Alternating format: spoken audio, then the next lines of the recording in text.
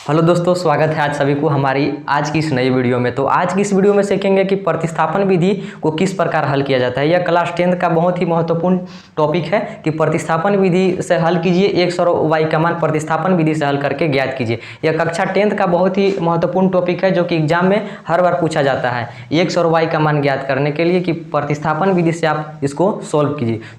तो प्रतिस्थापन विधि को हल करने के लिए सबसे पहले हम लोग समझते हैं कि प्रतिस्थापन विधि क्या है।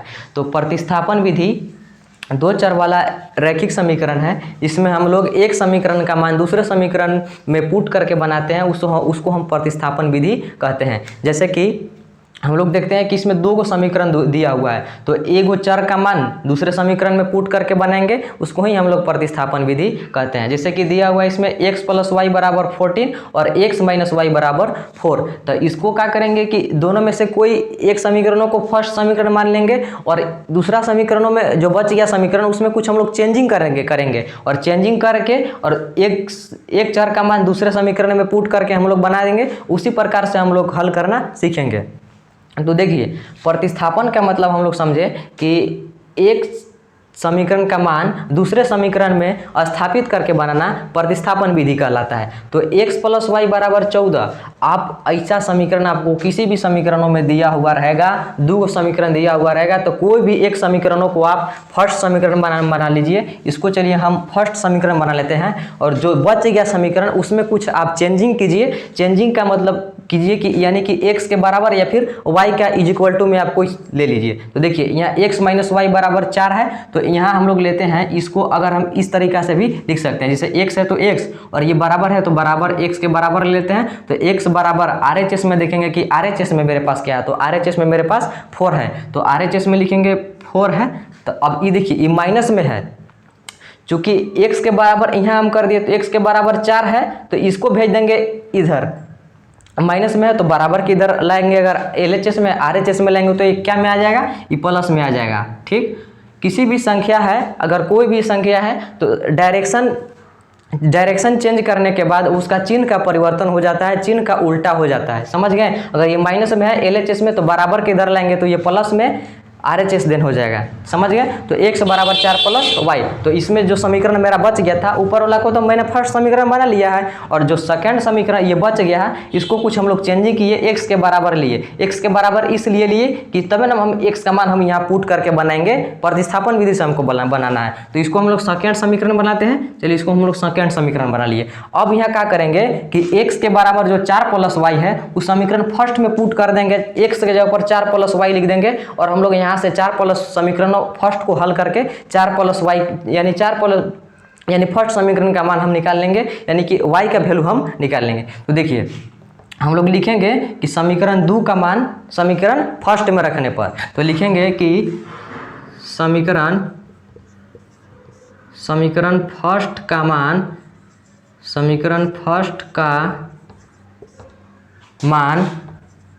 समीकरण सेकंड का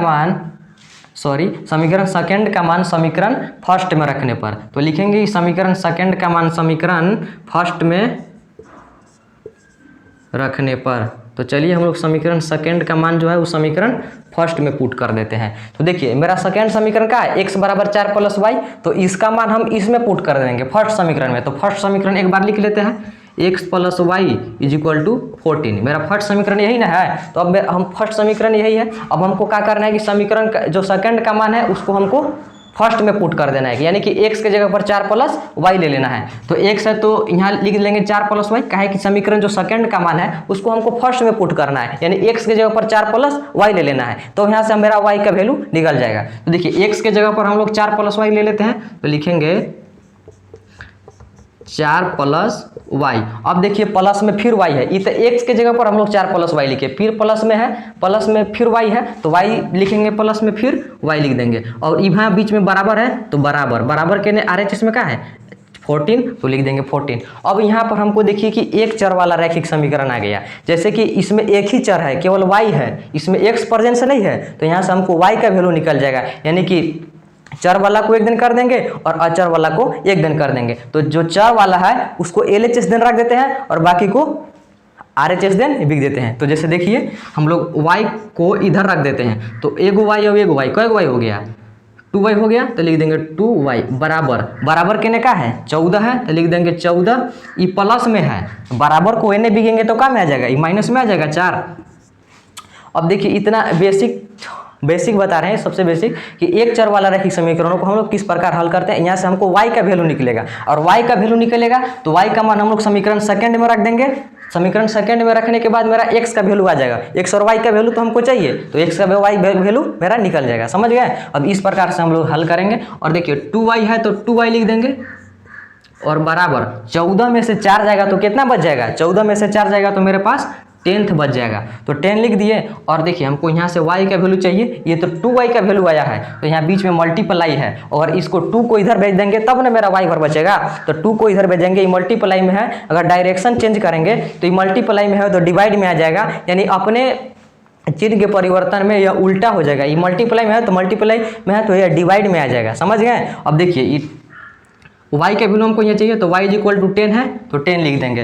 अब हमको यहाँ देखिए क्या चाहिए कि हमको यहाँ 2 है, तो हमको खाली y भरना चाहिए, तो ये 2y साथ में है, तो हमको y भर लाने के लिए 2 को इधर RHS देन भेजना होगा, तो ये काम है मल्टीप्लाई में, तो बराबर को नहीं भेजेंगे तो काम आ जाएगा, डिवाइड में आ जाएगा, और 2 से कट जाएगा तो 2 5 जा 10, यानी मेरा y का वैल्यू कितना आ गया, तो लिखेंगे कि y इक्वल टू 5। अब हमको देखिए y इक्वल टू 5 आया, अब हमको y का मान समीकरण सेकंड में रख देते हैं, तो लिखेंगे कि y का मान, लिखेंगे y का मान समीकरण, y का मान समीकरण सेकंड में रखने पर, सेकंड में रखने पर देखिए y का मान जो है उस समीकरण सेकंड में रख देते हैं, तो समीकरण सेकंड एक बार लिख लेते हैं अच्छा से हम लोग, फिर लिख देंगे। तो समीकरण सेकंड में क्या है, x है तो x लिख लेंगे, इज इक्वल टू 4 है तो 4, और प्लस में y है तो y। अब देखिए x इज इक्वल टू 4 है तो 4 लिख देंगे, और प्लस में y का मान मेरा कितना है, y का मान मेरा 5 है, तो लिख देंगे y का मान है 5। अब देखिए x इज इक्वल टू 4 और 5 कितना आ जाएगा 9। तो इस तरह से हम लोग प्रतिस्थापन विधि को हल करके x और y का मान ज्ञात करते हैं। तो देखिए लिखेंगे कि अतः x is equal to 9, y is equal to 5 answer.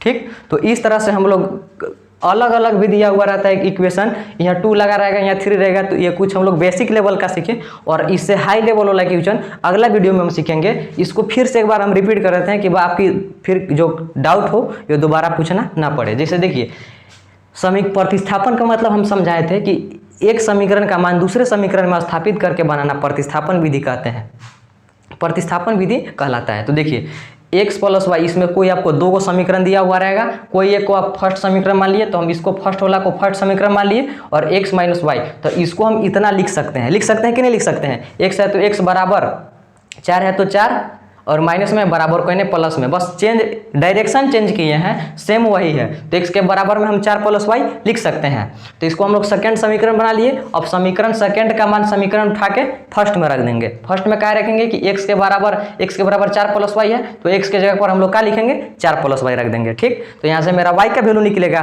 तो लिख देंगे कि समीकरण सेकंड का मान समीकरण फर्स्ट में रखने पर, तो समीकरण मेरा सेकंड का है x बराबर 4 प्लस वाई, तो इसको ही हम फर्स्ट में रख देंगे, यानी x के जगह पर 4 प्लस वाई रख देंगे, पुट कर देंगे। तो देखिए हम लोग समीकरण फर्स्ट एक बार फिर लिख लेते हैं, काहे कि समीकरण सेकंड का मान फर्स्ट में रखना है, तो समीकरण फर्स्ट में रखा है x प्लस वाई बराबर 14। तब हम लोग को क्या करना है कि x के जगह पर हम लोग को 4 प्लस वाई पुट कर देना है बबुआ। ये ध्यान रखिएगा कि x के जगह पर हम लोग को 4 प्लस वाई पुट कर देना है, तो 4 प्लस वाई लिखें, x के जगह पर 4 प्लस वाई रखें, और फिर प्लस में y है तो प्लस है तो प्लस, और फिर y है तो y, ये बीच में बराबर है तो बराबर दे दिए, अब बराबर कहने 14 है तो 14 लिख दिए। अब देखिए यहाँ क्या करेंगे आपकी, ये 4 है तो ये अचर राशि है, अचर राशि को एक दिन और चर को एक दिन कर देंगे। यहाँ एक ही चर है, केवल y है, इसमें x प्रेजेंस नहीं है, इसलिए यह एक चर वाला रैखिक समीकरण हो गया। अब इसको हल किस प्रकार करते हैं, देखिए एगो y और एगो y, 2y हो गया, 2y बीच में बराबर है तो बराबर दीजिए, बराबर के RHS में देखिए 14 है तो 14 लिख दिए,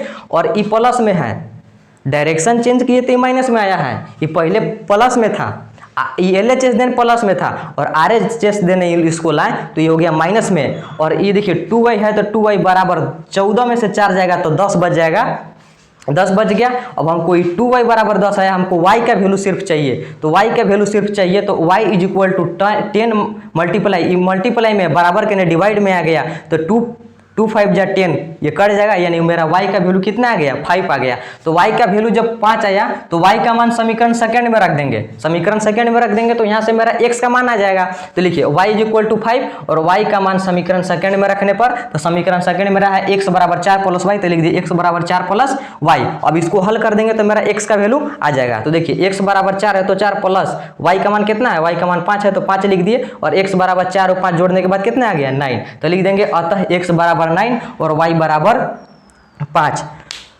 तो आज की इस वीडियो में इतना ही तक हम लोग सीखते हैं। ये कुछ बेसिक लेवल से था कि प्रतिस्थापन विधि को बेसिक लेवल से आज क्वेश्चनों को हल किए, और अगले वीडियो में हम लोग सीखेंगे इससे हाई लेवल का क्वेश्चन सीखेंगे कि प्रतिस्थापन विधि को इससे ज़्यादा बेटर वाले क्वेश्चन किस प्रकार से हल करेंगे। तो आज की इस वीडियो में हम लोग इतना ही तक रहने देते हैं। अगर आपको समझ में आया होगा तो ईमानदारी से चैनल को सब्सक्राइब और लाइक कीजिएगा और शेयर करिए, और जय हिंद, धन्यवाद।